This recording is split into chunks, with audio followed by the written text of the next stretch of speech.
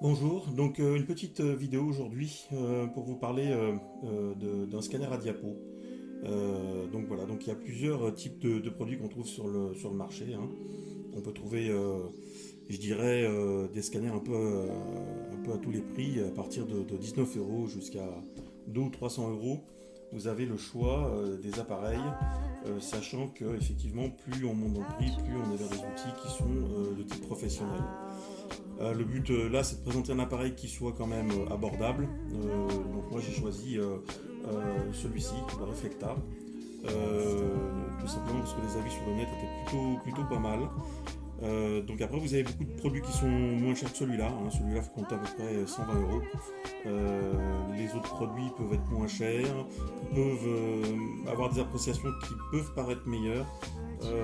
Mais c'est pas forcément, en cherchant bien, ce qui peut être le plus intéressant. Alors celui-ci, l'avantage qu'il a par rapport à d'autres modèles, c'est qu'il est autonome, hein, donc il fonctionne tout seul, hein. Donc il est donné pour 14 mégapixels, c'est une approximation, hein. On va jamais obtenir véritablement du 14 mégapixels, mais ça reste quand même quelque chose de correct, sachant que effectivement on appelle ça un scanner, mais ça va pas véritablement scanner les diapos, en tout cas pas ces appareils qui sont autonomes. Ça fonctionne avec des petites LED qui sont derrière un écran, qui permettent d'éclairer la diapositive, et ça prend des clichés en fait de la diapo, alors que en règle générale les vrais scanners qu'on va trouver qui se branchent sur les ordinateurs, eux vont vraiment numériser.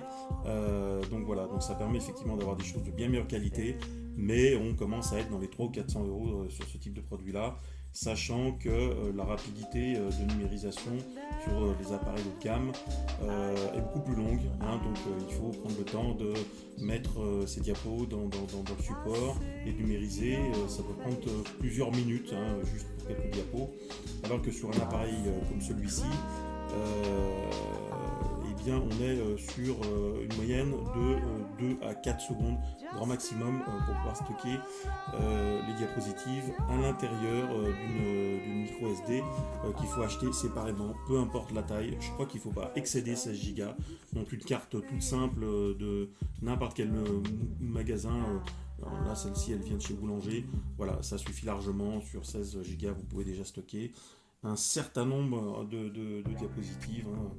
On est largement au-dessus de 1000 diapos, je crois. Donc voilà, et l'autre avantage de ce produit-là, c'est que c'est un produit qui fonctionne sur batterie. Donc une fois la batterie chargée, il a 3 à 4 heures d'autonomie pour fonctionner tout seul, et comme on peut le voir, il a donc un écran ici qui permet de visualiser les prises de vue. Donc voilà, on a 2-3 réglages sur le dessus de l'appareil, et l'appareil, le voici, c'est ce type de produit là.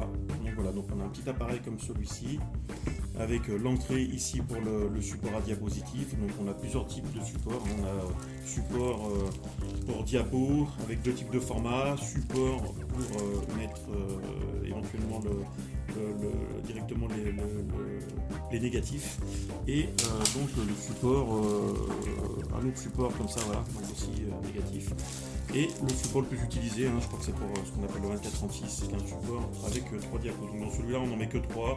Dans certaines marques d'appareils on peut en avoir 4 ou 5, mais celui-là ça reste un 3 places dessus, on va dire. Donc il est livré avec ça, un câble de recharge standard, un câble d'alimentation qui est branché derrière, juste ici. Donc voilà, on peut voir qu'on a aussi une prise TV, donc ce qui fait qu'on peut brancher l'appareil directement sur la télévision, et on a ici un câble avec des prises cinch qu'on peut brancher sur la télé pour pouvoir visualiser les diapositives sur l'écran directement. On a un CD installation avec un petit logiciel si on veut passer par l'ordinateur, hein, pour ceux qui ont envie vraiment de retoucher les photos, sachant qu'avec l'appareil on peut déjà éclaircir et obtenir des choses qui sont déjà tout à fait correctes. On va trouver aussi une petite brosse comme celle-ci, qui va permettre de donner un petit coup sur les diapos et de pouvoir donner un petit coup à l'intérieur de l'appareil, enlever le support qui est à l'intérieur, sur lequel vient reposer la diapo quand elle est éclairée. Et on a aussi un câble USB pour pouvoir l'alimenter ou le recharger via l'ordinateur. Sachant que sur l'ordinateur, la recharge de l'appareil va être 2 fois plus longue. Il faut compter à peu près en moyenne 3 heures pour charger l'appareil, 2 à 3 heures. Donc voilà, donc l'appareil se présente comme ça. Donc on a donc le support ici pour la carte. Donc la carte il faut l'acheter séparément, il n'y a pas de mémoire interne, donc il faut bien penser à prendre une petite carte.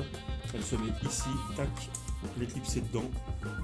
Et là vous avez donc l'appareil qui se présente comme ça. Donc on l'allume ici. Donc voilà, donc pour l'instant on n'a rien de particulier dessus. Si j'essaie de visionner les diapos qui sont stockés, comme la carte pour l'instant je l'ai vidé, il n'y a rien dessus. On va trouver ici quelques petits boutons donc que je vais vous montrer. Donc on a ici la prise de vue. Donc quand on clique là une fois, l'image est stockée directement sur la carte SD.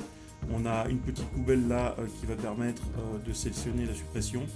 On a ce bouton là qui permet d'accéder aussi, alors je crois que c'est celui-ci, on va vérifier tout de suite, voilà, à des réglages de luminosité, on monte, on descend, donc ça permet de caler un peu la couleur de la diapo par rapport au fait qu'elle soit surexposée ou sous-exposée.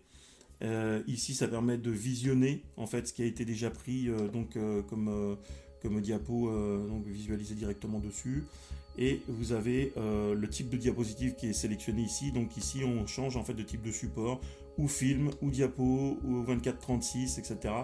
Donc il suffit simplement de sélectionner. De toute façon, même si on ne connaît pas véritablement la dénomination des petites appellations qui sont en bas à droite là, et bien en cliquant dessus et quand la diapo est dedans, on va voir tout de suite si on arrive à la visualiser correctement ou pas. Donc voilà, donc ici le bouton pour éteindre. Donc la batterie est stockée en dessous, une fois que vous l'avez mise dedans, c'est plus la peine de l'enlever, elle se charge avec l'appareil directement. Et on va essayer de faire quelques prises de vue pour vous montrer un petit peu comment ça fonctionne. Donc on le rallume, donc ça se passe comme ça. Allez, une boîte de diapositives. Les petits supports sont très pratiques, pardon. C'est des supports aimantés, donc on a donc des petits aimants qui sont là, donc ça se ferme et ça s'ouvre assez facilement. Et nous avons les diapos. Alors bon, effectivement, parfois c'est un peu dur de savoir sur une diapositive quel est le bon sens. Logiquement, moi je sais que pour en avoir fait beaucoup, c'est pas forcément du côté où se trouve le logo, puisque on peut très bien voir que si on la met comme il faut, là déjà elle est à l'envers, et que si on la met comme ça, eh bien ça dépend, ça peut très bien être comme ça aussi. Moi je sais que pour avoir testé, logiquement c'est comme ça. Donc hop, j'en introduis 3 dedans. Voilà. Et voilà.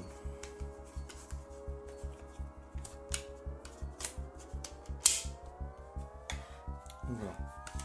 Donc à partir de là, je glisse donc dans le support. Donc voilà, donc la diapo apparaît directement. Donc vous voyez, c'est relativement rapide, il n'y a pas de truc particulier. Donc là, voilà, donc comme je le disais tout à l'heure, on appuie ici, on accède au réglage. Donc là, par défaut, il est en position du milieu. Donc c'est à nous de juger si il faut sous-exposer en descendant, en fait, au niveau de la luminosité, ou surexposer. Donc là, on peut le voir rapidement, souvent, quand on modifie trop les couleurs. Donc là, en arrière-plan, on a effectivement de la neige. Et dès qu'on monte un peu trop, on peut s'apercevoir rapidement au niveau de l'écran qu'on a trop de luminosité. Donc il faut vraiment être placé, en tout cas pour celle-ci, plutôt ici. Donc la position normale, moi je la montrais effectivement d'un cran. Donc voilà, donc une fois qu'on est ici, c'est pas compliqué, il suffit simplement d'appuyer sur le bouton et là, à partir de là, la diapo est stockée dedans.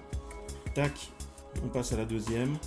Donc la deuxième, au jugé, je dirais qu'au niveau luminosité, on est peut-être pas trop mal. Si on monte trop, on est trop blanc. On va faire pareil, on va rester sur le même réglage. J'appuie, c'est stocké. Et après, je fais la suivante qui est là, ici. J'appuie. Et c'est stocké.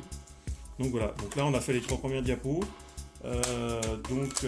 Pour donner un ordre d'idée, on va dire que grosso modo, pour faire une boîte comme ça où il y a une trentaine ou une quarantaine de poses, dès que on sait à peu près le réglage qu'on met sur chaque diapo, il faut compter environ une petite dizaine de minutes par boîte, quoi. C'est relativement rapide. C'est un appareil qui est très simple d'utilisation par rapport à d'autres appareils que j'ai pu avoir un petit peu entre les mains, d'autres marques. J'en avais à peu près du même type qui lui n'avait pas la batterie, donc au niveau qualité il était à peu près équivalent, mais le fait vraiment d'avoir quelque chose qui est comme ça totalement indépendant, pour le transport et pour faire ça tranquillement devant la télé, voilà, c'est quand même extrêmement pratique. Je préconise plutôt ce type d'appareil là, ça c'est sûr. Et d'un autre côté, sachant qu'il se branche aussi sur l'ordinateur, hein, ça c'est tout l'intérêt, c'est de pouvoir retravailler ses photos avec Photoshop ou un autre logiciel de retouche d'image. Il fonctionne très bien. D'autres appareils que j'ai pu utiliser qui étaient uniquement en mode filière et uniquement relié au PC, c'était beaucoup plus contraignant puisque par diapo il fallait compter une moyenne d'à peu près 4 à 5 minutes.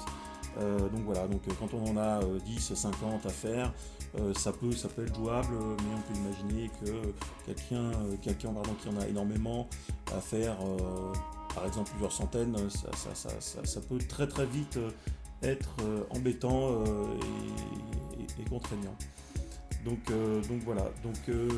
Ce type d'appareil là, en moyenne, on peut le trouver sur le net ou sur Amazon ou d'autres boutiques à une centaine d'euros, on va dire entre 100 et 120 euros. Après, si vous fouillez bien, vous allez vous apercevoir qu'il y a effectivement peut-être une bonne centaine de modèles. Surtout ne pas se faire avoir par des modèles qui ont des prix bien inférieurs ou des modèles qui ont des prix bien supérieurs. Il y en a un qu'on trouve, dont je ne citerai pas la marque, à peu près dans toutes les boutiques, chez Boulanger, Darty et autres. L'appareil est aussi sympa extérieurement que celui-ci. Il a un avantage supplémentaire, c'est qu'il permet de numériser effectivement des photos. On peut mettre dessus, je crois, du 10-15 et du 13-18 qui se glissent dans un support sur l'arrière. L'inconvénient de cet appareil-là, qui est à peu près dans les mêmes prix, c'est que il faut passer par un menu qui est assez complexe pour numériser les diapositives et les photos, et effectivement ça double voire ça triple le temps de la prise de vue. Dans l'utilisation, on n'est pas dans un menu extrêmement simple, alors que là on est quand même dans quelque chose par rapport à certains trucs que j'ai pu voir qui est relativement simple. Donc voilà, ce que je vais faire en fin de vidéo, je vais vous montrer une des photos que j'ai scannées avec l'appareil pour vous permettre d'avoir un avis sur la qualité. Alors la qualité de l'appareil, ce qu'il ne faut pas oublier, est très dépendante de la qualité des prises de vue qui ont été faites. Si les prises de vue ont été faites avec des appareils pas de super bonne qualité ou je dirais par quelqu'un qui était suffisamment professionnel, elles peuvent être extrêmement floues. Mais si c'est quelqu'un qui a fait des bonnes photos, en règle générale, on obtient quand même quelque chose de relativement correct. Surtout que là, moi par exemple, je suis sur des diapos qui sont plus près des années 50, 60 qu'autre chose. Donc du coup, on a quand même des photos qui sont faites avec ce qui existait à l'époque en matériel. Quand on commence à avoir quelque chose de net, c'est déjà pas mal. Donc voilà. Mon conseil, c'est que c'est un bon produit. On peut vraiment s'orienter là-dessus.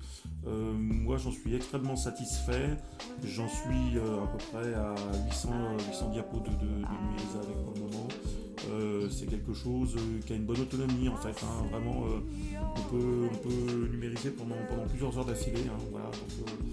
Je pense qu'il y a vraiment 3 ou 4 heures d'autonomie sans problème. C'est extrêmement léger avec le transport. Effectivement, ça va être difficile de trouver mieux. Voilà. J'espère que cette petite vidéo vous aura donné une bonne idée de ce que c'est exactement ce type d'appareil-là, de comment on s'en sert. Donc voilà, moi je me suis orienté sur cette marque-là. Il y en a beaucoup d'autres, sans doute, qui sont peut-être aussi de bonne qualité, mais je trouvais que ce produit, comparativement à ce qu'on peut trouver sur le net et puis aux différents avis, me paraissait le plus sympa et puis finalement le plus pointu pour une utilisation non professionnelle. Donc voilà, j'espère que ça vous aura aidé et puis je vous dis à bientôt. Merci.